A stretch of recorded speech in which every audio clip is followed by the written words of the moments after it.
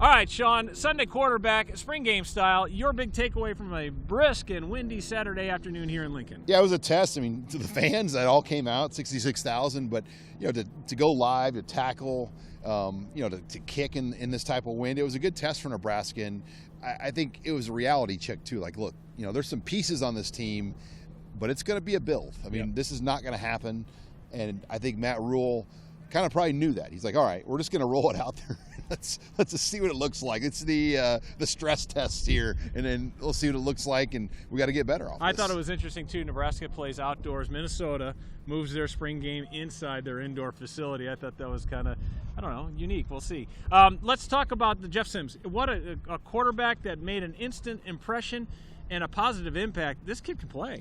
Yeah, I thought Jeff Sims, just his dual threat ability, he just made it look easy. I mean, that throw to Billy Kemp, the 2-point play, Borkature. I mean, he was. You look at the quarterbacks that we saw today, not Casey Thompson. Right. He was up here. Everybody else was down there, and that's now the question: what will that look like?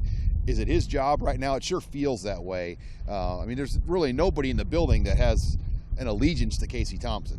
There's technically more ties to Jeff Sims because of the Jeff Collins connection to Temple when he was Matt Rule's guy back in the day before he went to Georgia Tech. So there is a connection the staff has to Jeff Sims, and you can see why they wanted him here. Yeah, Jeff Sims was asked afterwards about the competition. He basically says, bring it on. He's looking forward to the competition and earning that starting quarterback job. Running backs, where do you go with this? There's a lot of mixed bag on Saturday. Some flashes, but no really real explosive plays. Yeah, I think we were kind of led to believe Gabe Ervin was the horse out in front, but it still feels like Anthony Grant I would give a slight edge to. A.J. Allen had a concussion earlier in spring, so kind of limited throughout the course of spring ball. But there's a lot there. Ramir Johnson's going to have a role.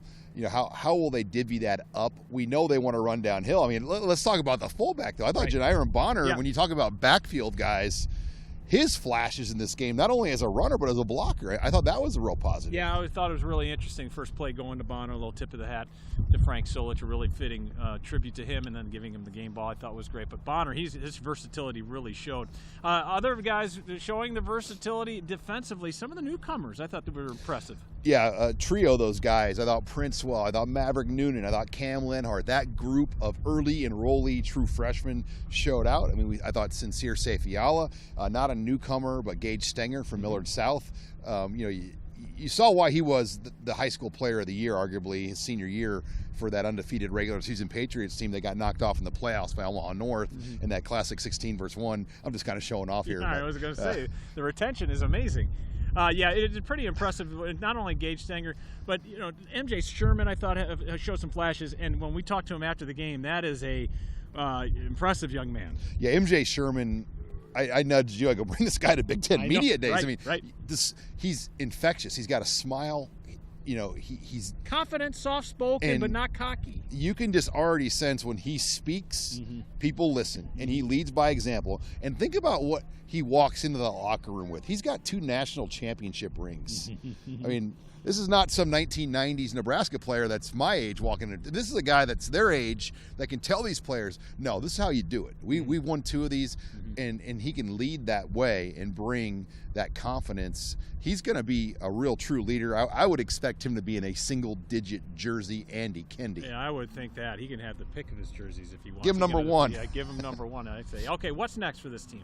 Well, it's going to be interesting because they've got to cut down some numbers. They're 13 over. If they're going to take any transfer portal numbers, they got to take more than 13 off this scholarship number. So this next week, coaches go on the road to recruit. You get 168 days total divided by 10 assistants to go out from now until May 31st. You can't go out on Sundays. So the coaches will be out, give or take 3-4 days a week from now until Memorial Day weekend. But for Matt Rule, he'll be here in Lincoln, and there'll be player exit meetings for the spring.